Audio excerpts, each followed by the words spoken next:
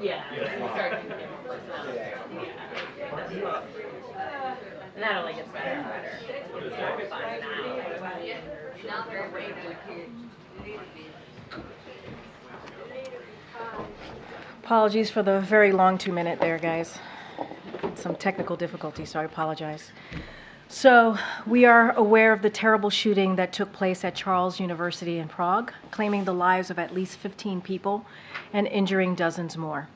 The President and the First Lady are praying for the families who lost loved ones and everyone else who has been affected by this senseless act of violence. On behalf of the United States, we send our condolences and also wish the survivors of this tragic event a speedy recovery. Federal authorities are in touch with Czech authorities as they investigate this incident, and we stand ready to provide additional support as needed. As we close out the year, we wanted to take a look back at the progress made since President Biden and Vice President Harris took office.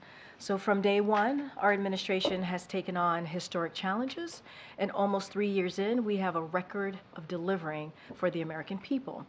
President Biden vowed to lower prescription drug costs for seniors and families, and he is delivering on that promise. Thanks to the Inflation Reduction Act, which every single Republican member of Congress voted against, we're taking on Big Pharma. And here's a couple of things that has allowed us to do. It has allowed us to cap the cost of insulin at $35 for seniors, allow Medicare to negotiate lower prescription drug prices for the first time ever, and save 15 million Americans an average of $800 per year on their health insurance. Despite never-ending attacks from Republican officials, more Americans are covered by quality, affordable health insurance than ever before, including 7 million more Americans enrolled through the Affordable Care Act. Now, the President and the Vice President have also taken executive actions to fight back against state abortion bans that put the health of women in jeopardy, force women to travel out of state for care, and threaten to criminalize doctors. Onto the economy for a second. Over 14 million jobs have been created under President Biden. That's every job lost in the pandemic, plus almost 15 million more jobs. And Americans have filed a record 15 million applications to start new businesses. That's helping wages and wealth rise. Both are now higher than before the pandemic. We're also cracking down on price gouging by banning hidden junk fees in airline tickets, credit cards, banking, healthcare, and apartment rentals. That work is saving Americans billions of dollars each year. And when it comes to our climate, the Biden-Harris administration continues to lead and deliver on the most ambitious climate agenda in history, including securing a historic agreement at the COP28 to transition away from fossil fuels and triple renewable energy globally by 2030, launching the American Climate Corps to mobilize a new, diverse generation of clean energy, conservation, resilience, and workers.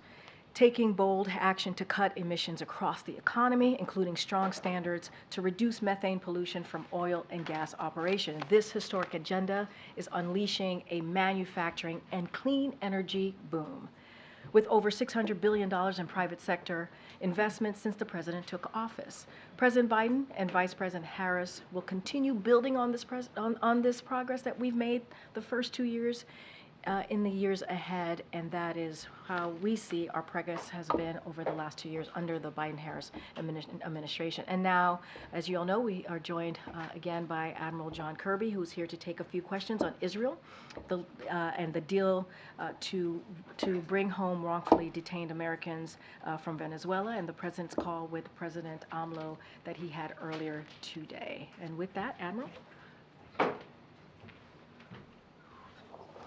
Good afternoon, everybody. The President had a chance this morning to speak by phone with President López Obrador of Mexico. They had a chance to talk about ongoing efforts to manage the unprecedented migratory flows in the Western Hemisphere. Building on the Los Angeles Declaration for Migration and Protection that President Biden launched in Los Angeles back in June of 22, the two leaders agreed that Additional enforcement actions are urgently needed so that key ports of entry can be reopened across our shared border. President Biden has asked Secretary of State Tony Blinken, Secretary of Homeland Security Alejandro Mayorkas, and White House Homeland Security Advisor Liz Sherwood Randall to travel to Mexico in coming days to meet with President Lopez Obrador and his team to discuss further actions that can be taken together to address current border challenges. Just a quick update, if I could, about humanitarian assistance going into Gaza. Yesterday, some 120 trucks entered through Kerem Shalom and more than 71 through Rafah. This brings the total to almost 200 in just the last 24 hours, and of course we're going to continue to work as hard as we can to increase that flow through both those border crossings and then make sure that there are processes in place to get that aid and assistance to the people who actually need it inside Gaza. That's it. Thanks, John. The United Nations says 1 in 4 civilians in Gaza is starving. Does the U.S. believe that assessment or accept that assessment of the situation on the ground in Gaza? And who is to blame for the humanitarian situation? Well, we're certainly not in a position to dispute those numbers or that assessment. I mean, we certainly agree that there is an immense amount of suffering inside Gaza. Hunger, obviously, but also health needs as well. And with winter coming, harsher weather is going to make it tougher for people that are not able to shelter. So we certainly share the concerns about the humanitarian crisis that's going on inside Gaza, which is why every day I come out here and talk to you about the things we're doing to alleviate that suffering. And in terms of the responsibility, why are more trucks not getting in now? Who is saying no more trucks? Is it inspection capacity? The Israelis say that the UN doesn't have the capacity to deliver the aid inside Gaza. Where is the bottleneck? It's not that somebody's saying no more trucks. We've been working closely with our Israeli counterparts to get that level up and sustained. And we've had days where it was and days where it wasn't. I mean, you have to remember this is also a war zone. It's an area of conflict, and that greatly increases the complexity of getting humanitarian assistance in a safe, secure manner, and more critically, making sure at the end of the pipeline that it's getting to people who are actually in need. And the UN is leading efforts on the ground, as they rightly should, to try to see about local distribution. So this is a tough problem set, but doesn't mean we're going to back off of it. And again, the last 24 hours, you had more trucks going in through Kerem Shalom than you had through Rafah. So I'm not obviously saying there needs to be more, but it's a good thing that Kerem Shalom, you can see the impact that crossing is having on getting aid in. And just the bottleneck question, where is it the distribution? I wish I could tell you there's like one bottleneck. There's a bunch of reasons. Every day is different. And every day, some of the limits are on the end of it, where the fighting is just making it harder to get trucks in. Some of it is the inspection regime and making sure that there's enough inspectors and that the trucks are adequately looked at and gotten through that process. Some of it is the availability of the assistance itself and the trucks themselves. So I mean, every day it's a little bit different, but we are working at this really, really hard. Just one quick one on the inspection regime. Since you brought that up, we know this is a Security Council debate over this new resolution here, and the issue of who is doing the inspections is a key one in that ongoing discussions up there. Is the U.S. position that the Israelis must remain part of the inspection regime for what is going into Gaza? I'm not going to negotiate this language here from this podium. We're still actively working with our UN partners about the resolution and the language itself. Israel has had, and understandably so, has had a role in the inspection regime, a key role, a pivotal role, and we understand and respect that. And I think I'll leave it at that. So on Israel, I know you've said before many times that you're trying to push Israel to end this high-intensity effort.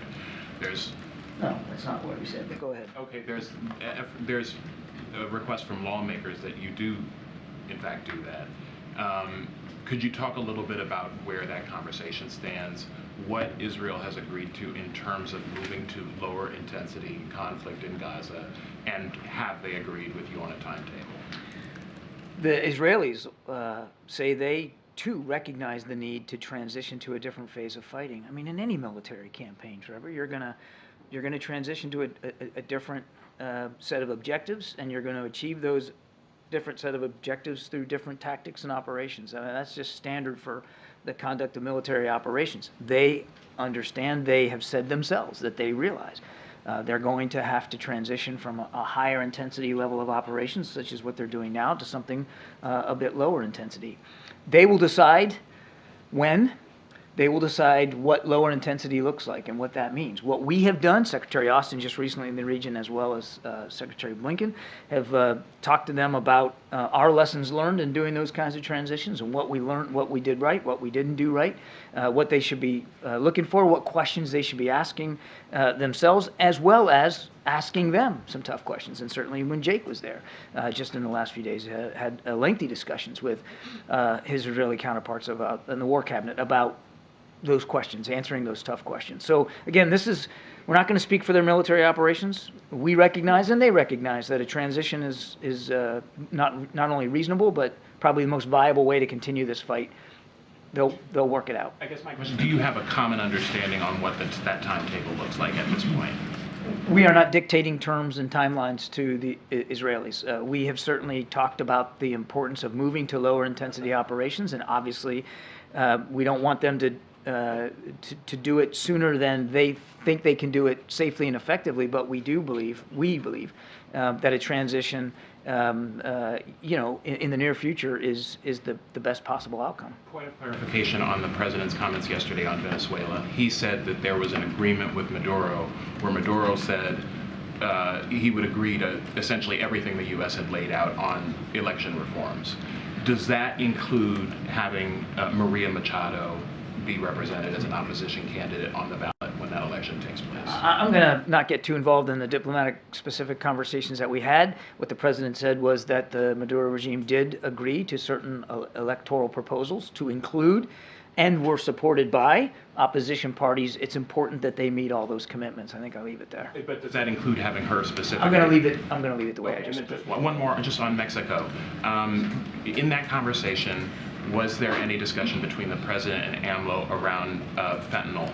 There's been some reporting that we've done that Mexico's been essentially inflating its statistics on how many of these fentanyl labs it's actually taking down. Is that something that came up? Well, we've talked to the Mexicans routinely about the flow of fentanyl and other narcotics and trafficking of drugs across the border. That's a routine part of our discussions. The focus today was really about the migratory flow and the pressure that's being put on the southern border.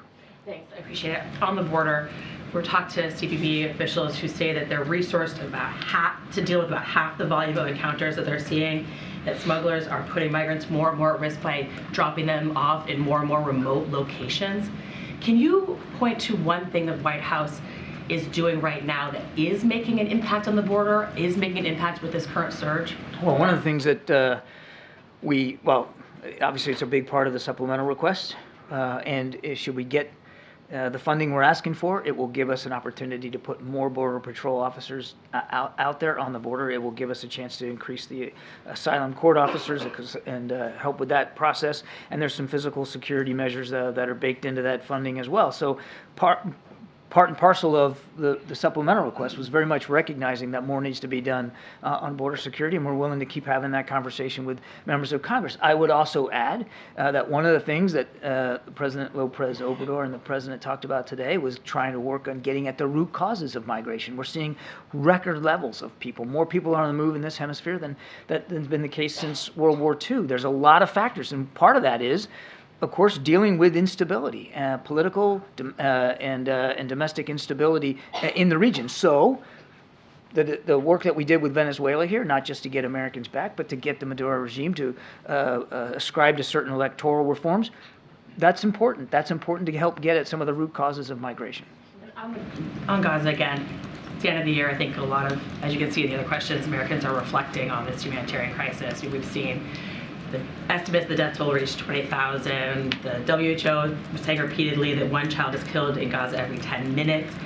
Can you just reflect a little bit more on the humanitarian crisis that you're seeing and how Americans are supposed to sit with that reality? Nobody can look at the images coming out of Gaza and not feel a sense of pain and anguish for so many innocent people that have been displaced from their homes, families killed, many wounded, a lot of fear and uncertainty. We feel that anguish too every single day, and that's why we have worked. We're leading the world in terms of getting humanitarian assistance into Gaza.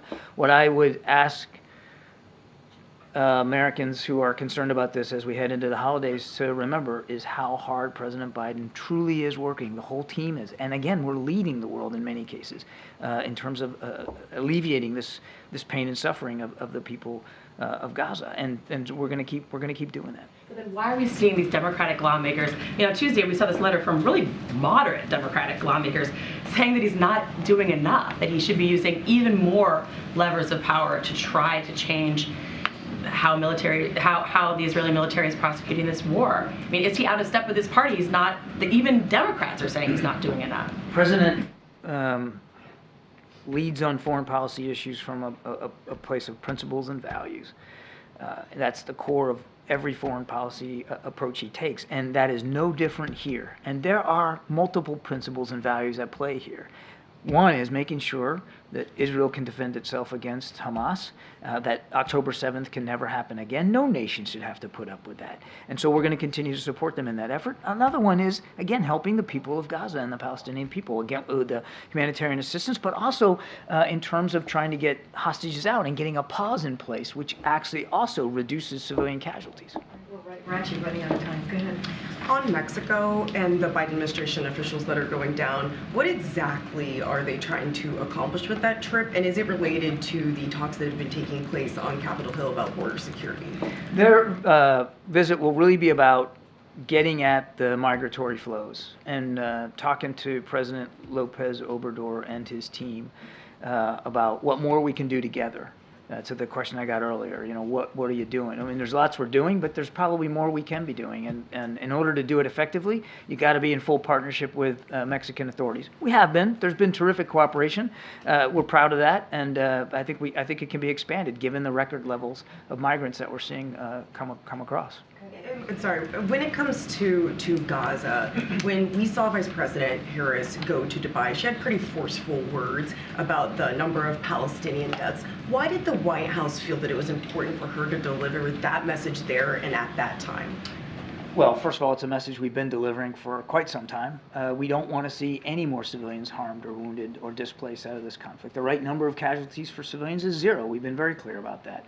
And it was appropriate, since the Vice President was in the region, for her to address that, and to address that in full lockstep with the rest of the national security team about the messages we've been delivering to our partners in the region privately, and to do it publicly. It was absolutely part and parcel of, again, the principle approach that the president is taking in accordance with our values as a country.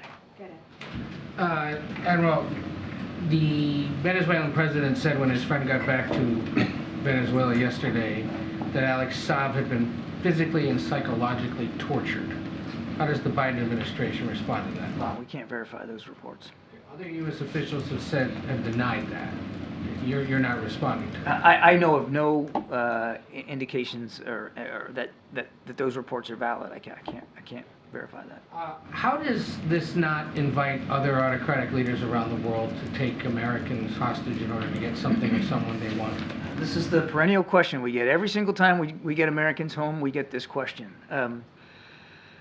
I would say a couple of things. Number one, we don't advise Americans to travel to Venezuela. And Venezuela is one of those countries where we have a D designation for it. Like, if you go, as business or pleasure, you need to realize what the potential detention threat is. And in Venezuela, that threat is high. That's right there on the website. If you're going to travel, go to state.gov. It's all right there. We can't guarantee that if you go against our advice and warnings, that something might happen to you. And there are regimes, there are leaders around the world that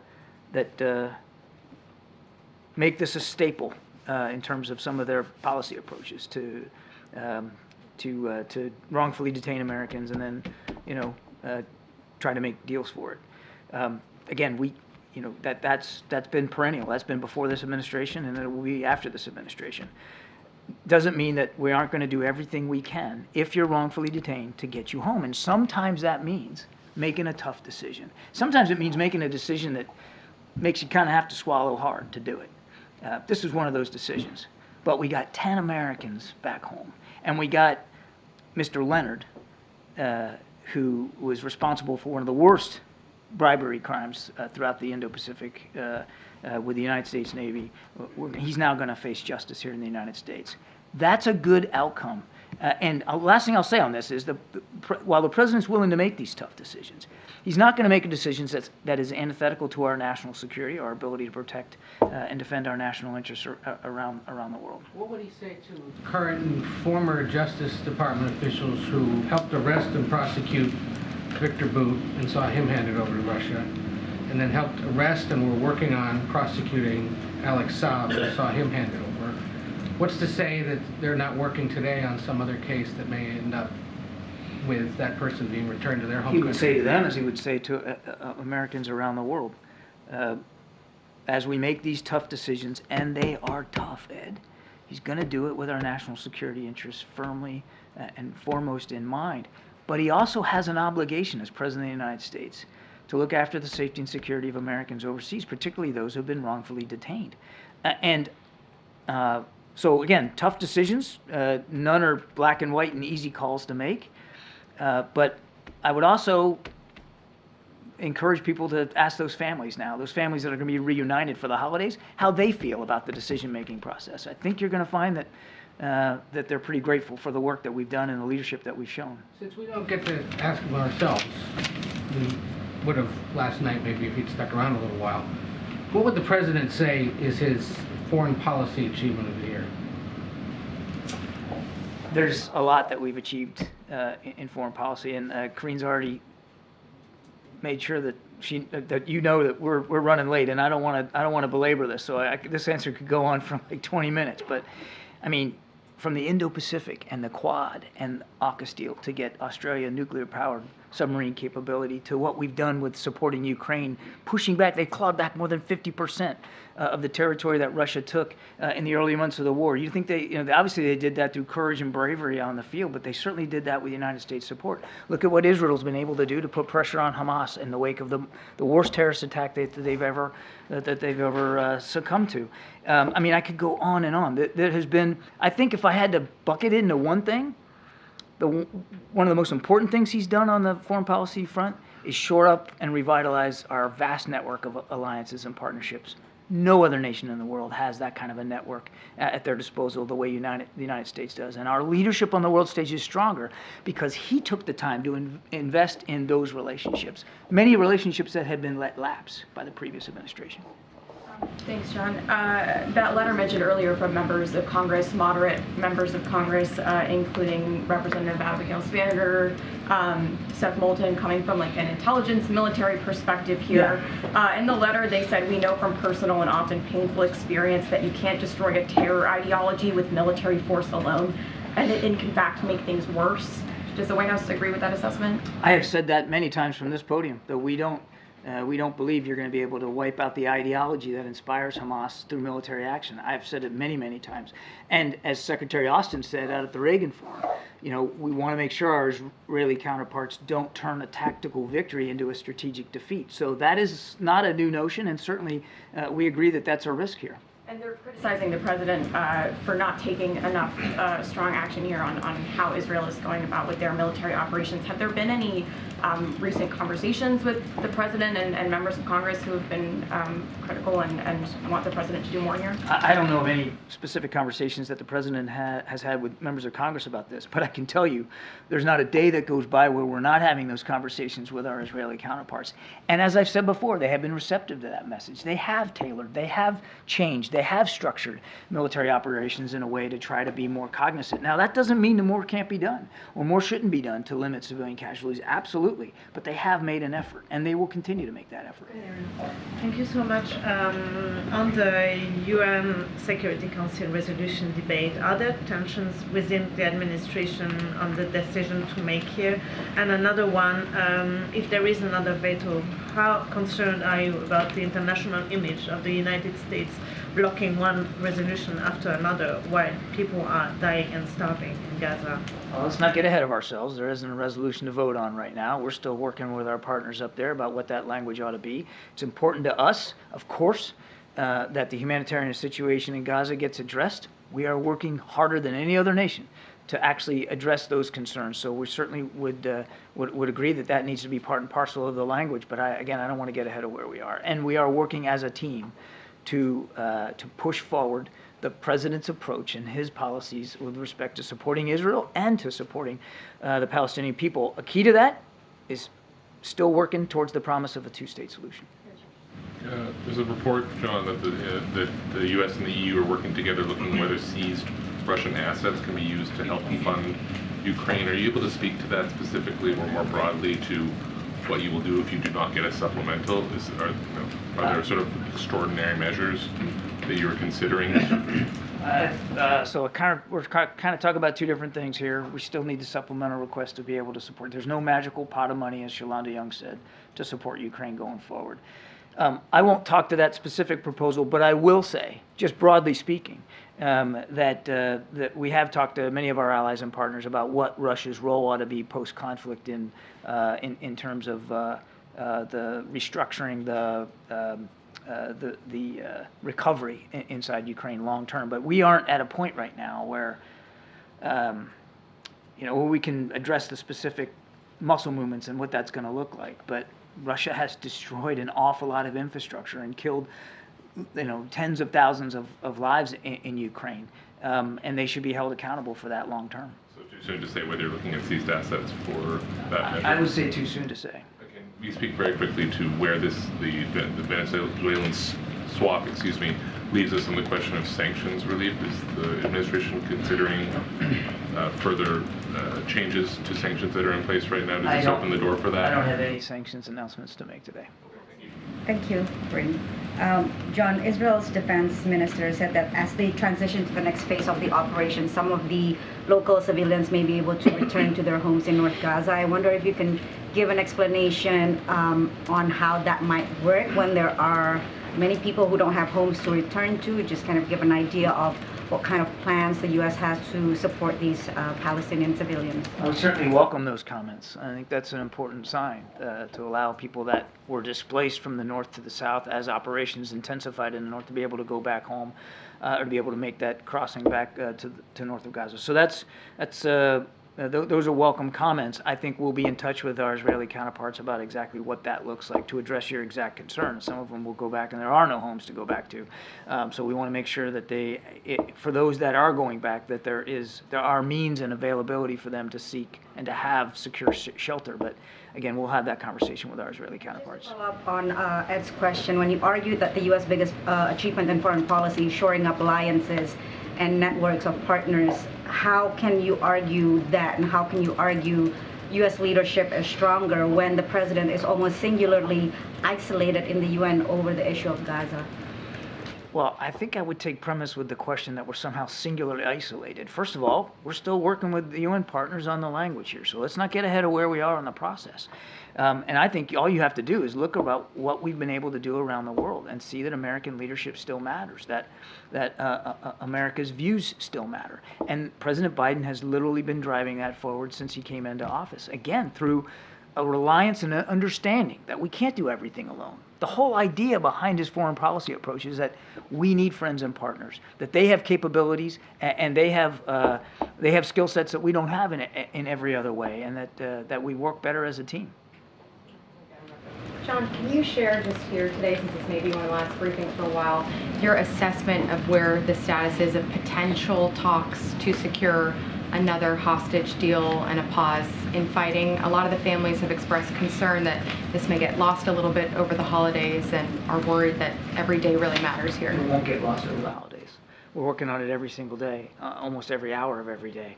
That there have been serious talks and negotiations over trying to get back into another pause and a hostage exchange. I won't go into the details of that, understandably so, but I can tell you that they are very serious, and we are very serious about getting that back in place. I wanted to ask you about the call between President Obrador and President Biden this morning. We understand that the business owners in northern Mexico are complaining about these bridges, the railroad bridges being closed at a crisis causing about $100 million on losses on an everyday basis.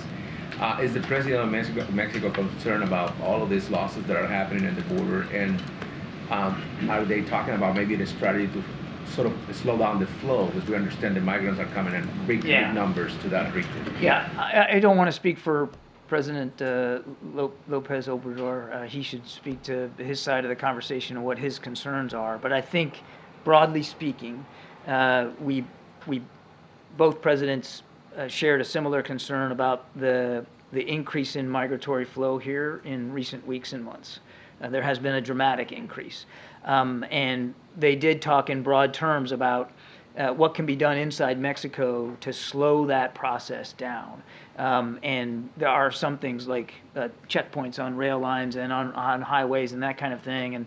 And the Mexican Armed Forces presence in the South also can be important to that as well. But that was broadly speaking, and I think more to the point of why Secretary Blinken and Liz Sherwood-Randall and Secretary Mayorkas will be going down there, is to see what can be done to sort of flesh those modalities out a little bit more. Thanks, John. More on the AMLO call. You mentioned that part of the discussion will be about the root causes of migration. It's something that other administrations have tried to tackle. It's something that this administration has tried to tackle. Earlier this year, there was a $4 billion announcement. Have those efforts in this administration made any noticeable difference when you talk about the spikes that we've been seeing? Noticeable difference in migration flows? Well, we've obviously, as I just said, in recent weeks and months now seen a spike, a significant spike in the migratory flow and the presence at the border. And that's one of the reasons why the two leaders thought it was important to talk today. And it's another reason why we're going to be sending down a team here in coming days very soon to speak with President Lopez Obrador and his team about trying to see what we can do to better stem this. I think before the recent big surge, there was a general decline in some of the migrant flows. Again, not perfect, not saying that it was down to a level that was comfortable for anybody, but there had been a decline. And so we want to see that same effort being applied again as a team going forward, and we'll see where that goes. But we're working on this really, really hard. How successful would you say the administration's efforts to stem root flow, to get to the root causes of migration have been? We believe that we've done a good job working with our partners in the region to try to get at some of the root causes, including political instability and crime. There is more that needs to be done.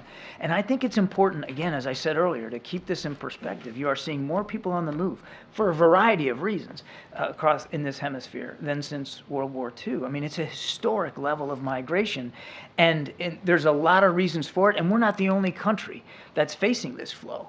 So it's back to the question about alliances and partnerships. A way to get at this is to work with neighboring nations to try to get at these root causes. At the same time, working on our own immigration process here in the policies here in the country and getting at reform, as well as working on border security. And that's why the president asked for $6 billion in the supplemental funding. Just really quickly on Gaza, do you think that how close do you think Israel is in its mission to destroying Hamas? That's a question that you should put to the IDF.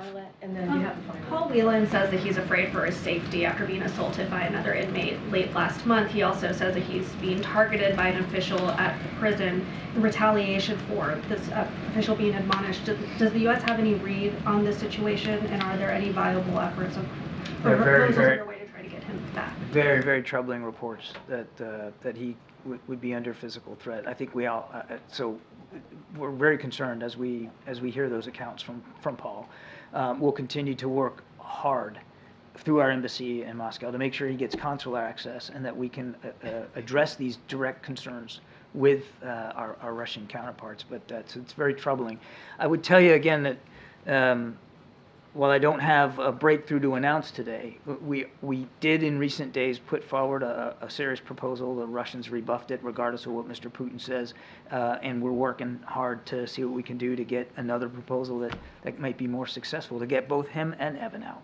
If I could really fast on the UN Security Council vote, what has President Biden's engagement been on this in the negotiations? Has he been speaking regularly with Ambassador Linda Thomas-Greenfield on the issue? He has been in touch with the national security team, including our team at UN headquarters, about how they're doing this, how we're approaching this. Okay, last question. Thank you. Honorable, has President Biden seen photos and videos from the past week of the sea of people crossing into this country illegally? I understand he's probably been briefed on it, but has he seen photos and videos of it actually happening? I can't attest to what the the content is of the material he gets every day, but he has been kept apprised and briefed, of course, by the domestic and national security teams on this. But what's in that content? I mean, I'm not part of those discussions. Some illegal border crossers are being given court dates in 2031. What are they supposed to do here for 7 years? Again, that's a better question put to the DHS. I'm not in a position to talk about specific cases like that. The president believes that we've got to do better at immigration, and he's willing to talk and negotiate with members of Congress about immigration policy just as well as he is about border security. But I'm not in a position to talk about the Someone's specific. lived here for 7 years and presumably gotten a work permit and worked here. If their asylum claim is denied, are they really going to be deported, or is that just a problem for the next president? Again, I'm not going to get into hypotheticals about specific cases. He does believe we need, and he has worked to increase legal pathways to citizenship. But obviously, illegal pathways, you know, you need to be held account if you're trying to come into the country illegally. Is the president thinking this far down the line? I mean, people are being given court dates 7 years from now. So is he creating a big problem for another president to have to figure out?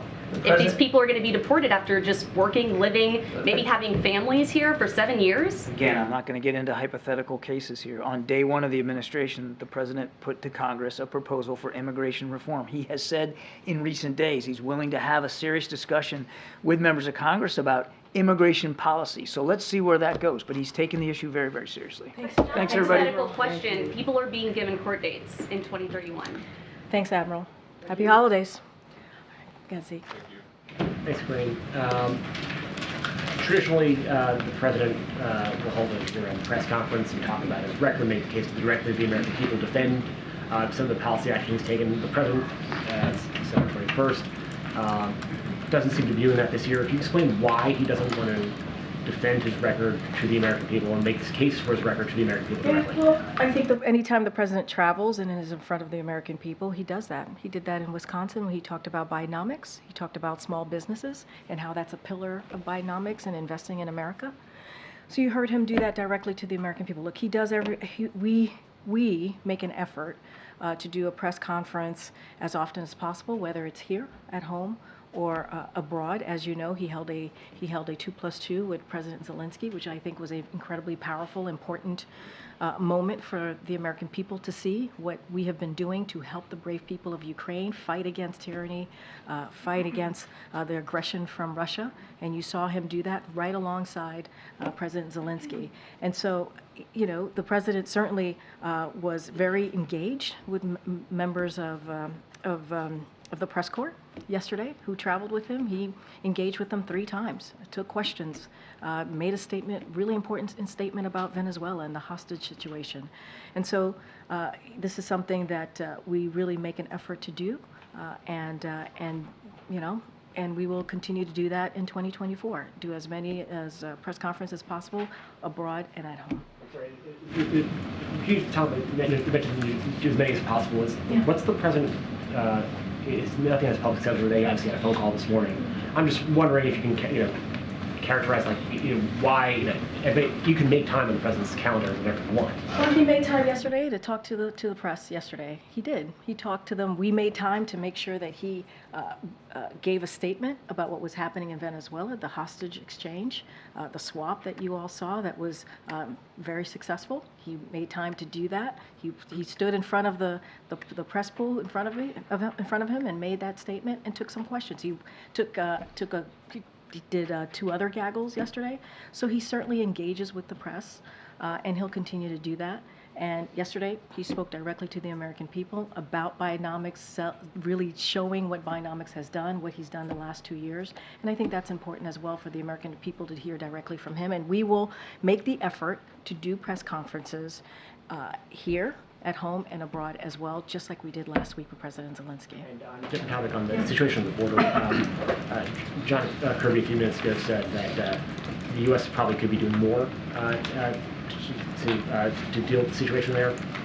What more should the White House be doing, and what more has the president been doing to address the situation we've seen over the last week or two, especially with latest search? So I think one of the things I think he meant by that is when we did the emergency supplemental, the national security component of that, it had a border security request, right? And that because the president understood that we did need to do more, And that's why he asked for very important emergency funds to do just that. And what you're seeing, certainly from the Senate side at this time, I know they have decided to go home, but those conversations to get border security, to get that bipartisan agreement continues, and we encourage Congress to get to that as soon as possible, certainly when they get back. So obviously we're having those negotiation conversations to get more funding because we understand, the president understands that we need to do more. And as it relates to what we're seeing, the flow of migrants that we're seeing at the border, DHS is maximizing its enforcement efforts. That is important. And the thing that is also, is important is the message that we have to send to smugglers, right? We have to be very, very mindful because they also put out misinformation. So we try to be mindful there as well. And what we're seeing here at the border, the migration flow, increased migration flow, certainly it ebbs and flows. And we're at a time of the year where we're seeing more at the border. And it's not unusual.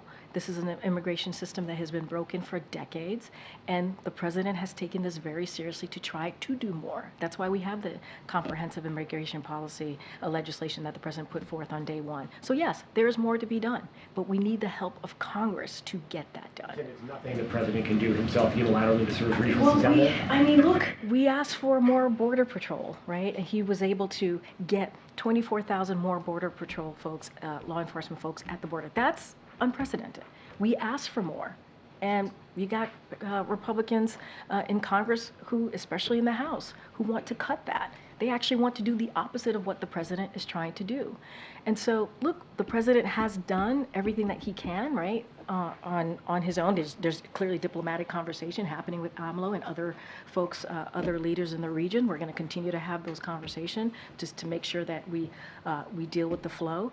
But we also need funding. We also need funding to deal with the border security, which is what we're trying to do right now with these negotiations that are happening with the Senate, with senators right now. Okay, just to follow up on that, you said the president has done everything he can on his own on this issue. The letter from House Speaker Johnson suggesting otherwise, that there are specific steps that can be taken. Do you see anything in what he suggested that you would be open to? So I heard the letter. I have not read the letter, so I can't speak to the letter. They decided to go home. Let's not forget. Before the Senate did and did not participate, right? They wanted to push forward our HR 2, which as we have said, it doesn't help the border, actually makes it worse, cuts costs, cuts law enforcement. It does not help at all. And so, look, we are having those conversations doing the Senate negotiations, and we want to make sure that we come to a bipartisan agreement. We understand that. We understand to actually deal with this issue, we need a bipartisan agreement, which is why the president put forth a comprehensive immigration plan, legislation to be even more clear on the first day. And so I can't speak to the letter. I have not seen it. I heard about it when I was coming out, but I cannot speak to what Speaker Johnson has laid out in the letter. And just very specifically in terms of the conversations that Biden had with the Mexican leader today, or in these conversations that are going to be happening in the coming days, is the remain in Mexico policy something that is at all on the table in those discussions? So I'm not going to go into the detail of diplomatic conversations that the president is having. We're going to do. Rule it out. I'm not ruling anything out from here. I'm not going to negotiate from here. That's not what I'm going to do, or lay out what is on the agenda from here. The conversations continue. Obviously, it takes diplomatic conversation like the president is having with the president of Mexico to deal with the flow that we're seeing coming into the border. So we have to actually have those conversations, and that's what the president is doing, and he's been doing that the last 2 years, and that's what you're going to see. I'm just not going to get ahead of that. One quick one. Senate sent back Julie Sue's nomination. Are you okay with her continuing in an acting capacity in 2024, or do you want to force a vote on this issue? So look, we believe, and we are going to be very clear, Julie Sue will be renominated of Secretary of Labor in the new year. That is something that we are committed to. And as it relates to her acting authority, look, because she was confirmed, and you've heard me say this before, by the Senate as Deputy Labor Secretary, she is able to continue serving. We see her performance as admirable. and we think she is doing a great job in that role. And so we urge Senate to take action, swift action, to confirm her as secretary.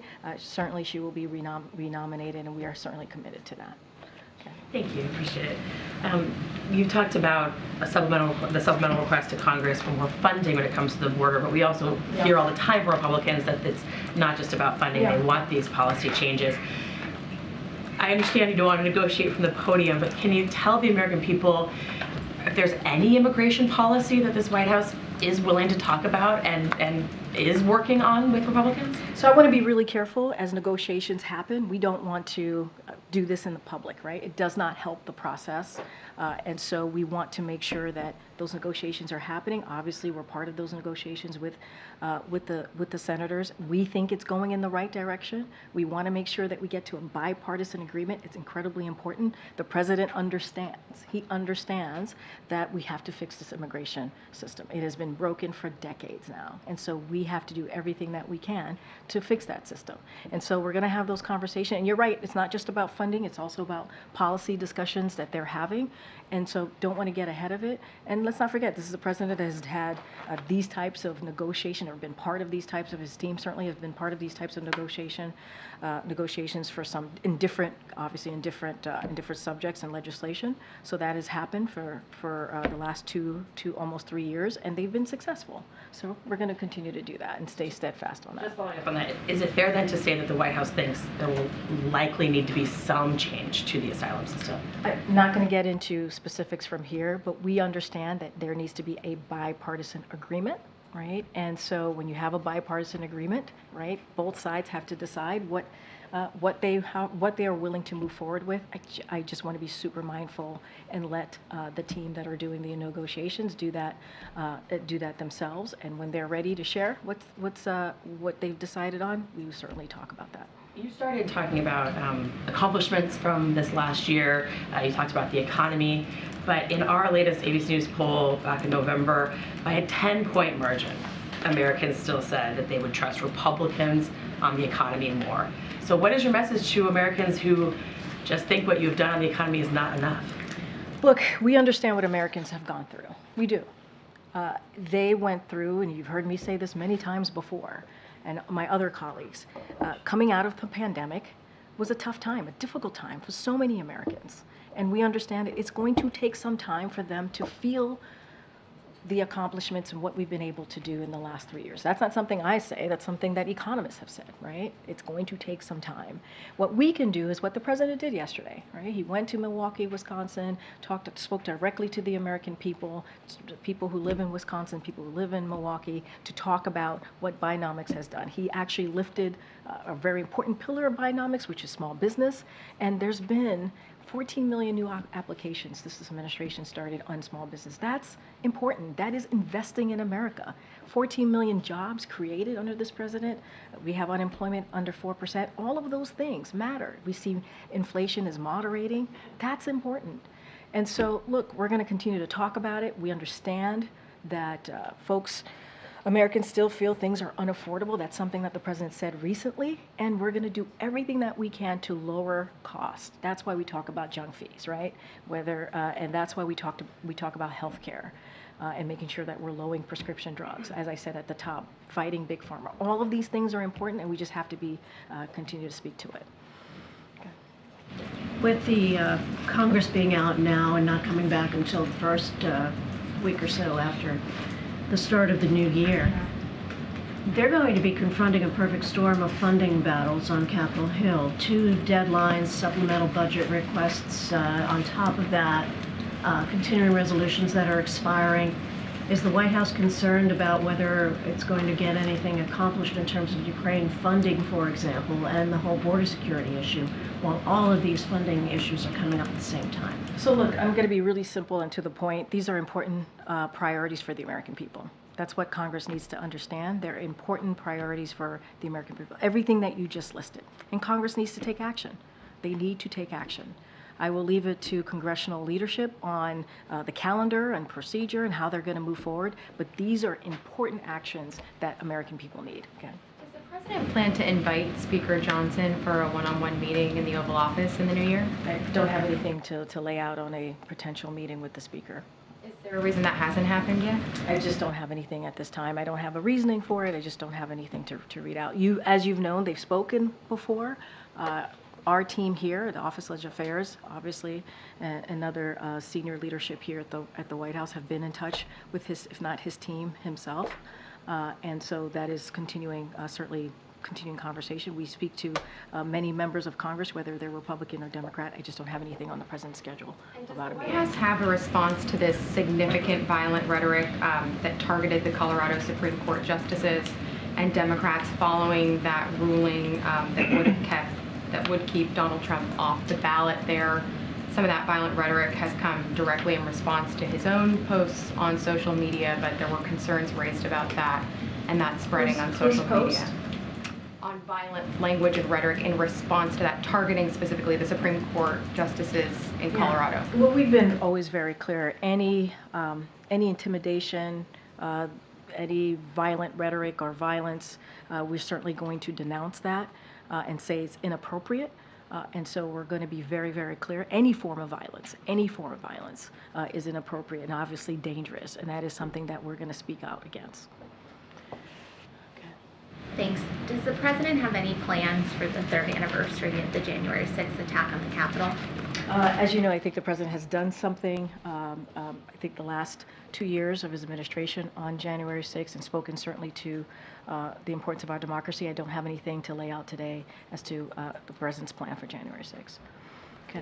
Thanks. The White House put out a statement about the meeting on Tuesday with senior administration officials and the CEOs of the companies that make the RSV vaccine for infants. Last week, the manufacturers had said they could have an additional 230,000 doses available in January. With that meeting this week, was there any new commitment from these companies? Did they say they could produce even more vaccines in this winter season if that's needed? So look, we've been very clear. We think families should have access to the RSV vaccine. It is important for families to have access to that. We're going to continue to do everything that we can to make sure that we urge manufacturers, right, to produce and release enough RSV vaccines that meet the demand that we're seeing, especially at this time. And so that work we're going to continue. We're going to have those conversations. And we were glad to see the manufacturers announce an additional 230,000 vaccines that families need. And so we're going to continue to have those conversations. We want to see more. We want the needs to be met at this time. And so all I can say is that we're going to continue to have those conversations. We want to make sure that everyone who needs a shot gets a shot. So was that meeting this week just to follow up on what they had announced last week? I mean, look, we have continued conversation with manufacturers, because we know how important it is to meet the demands that we're currently seeing, right? So that is going to be conversations that are going to continue from not just from this week moving forward to make sure that those needs are met and we have the vaccines, the RSV vaccines that families need. It is important. Families should have access. It is critical for families to have access to RSV shots. Okay, Josh. The journal reported today that the U.S. is considering raising tariffs on Chinese electric vehicles, as well as other kind of similar products like batteries and solar panels.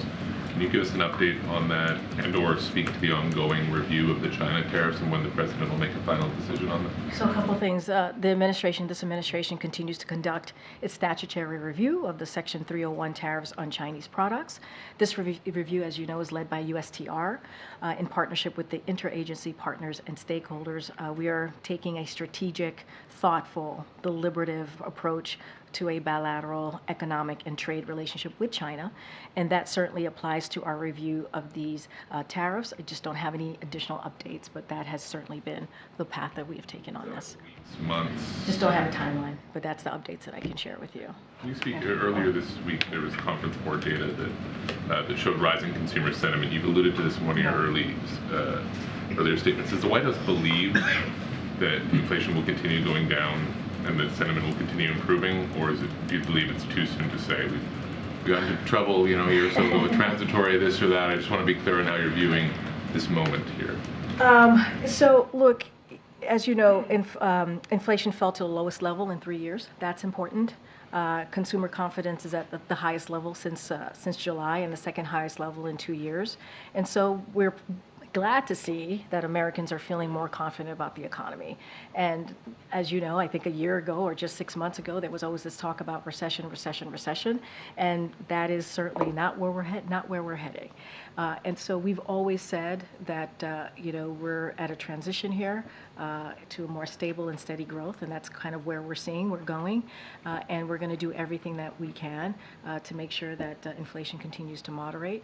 And I think that's a good path. That's what the American people want to see, and at the same time lower costs for Americans, because we know that that's important as we talk about Bidenomics and the economy. Great. So quick point of clarification on the Ukraine aid. Is the United States considering pulling from its own stocks to send to Ukraine without replenishing them? Or is the aid package that we expect to come in the next week or so the final one until Congress gives the United States more authority? I mean, look, we've been very clear. There's one more final aid that we can give to Ukraine. If the United States doesn't replenish its own stocks. Look, what I can tell you is we're doing, one of the reasons why we ask for additional aid is because we're running out, right? We are running out of aid to support the brave people of Ukraine.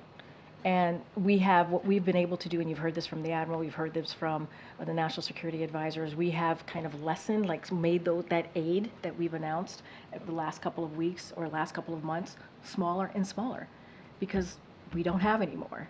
This is it. And so that is where we are. That's why we asked for emergency funding. That's why we asked for that supplemental, because we need to make sure that Ukraine continues to fight for their democracy. And that's really where we are. That is where we are today. All right. Last one. Okay. Go ahead, Jared. Thank you. Angola announced today that they're leaving OPEC. I was curious if there was an administration response, as maybe it relates to energy prices, and if it was an issue that came up when Angola's president met with President Biden 3 weeks ago. So, as you know, we're not a member of OPEC Plus, so you would have to speak directly to the government of Angola. That's why I was well, I'm just saying we're not members. We're not. Good point. But we're not members of OPEC Plus. That is not something that I can speak to. You would have to. It did come up in conversations. I can't go beyond what the readout was from that conversation, but obviously we are not members of OPEC Plus. So you have to talk to them about that. All right, thanks, guys. We're going to have something later on for you today on that, but as we normally do. All right. You want to say anything? Oh, what? Oh, you wanted me to say something Christmassy? Come on, his plans around the. Is this plan? Oh, we'll have a week ahead. We'll have a week ahead. Well, we will share a week ahead. I thought you wanted something from me. I would say Happy Holidays. Hope to see you. Happy New Year. It's always good to see you all. Enjoy, be safe, and enjoy your time with your family. See you next year. You too. Bye, guys. Thank you.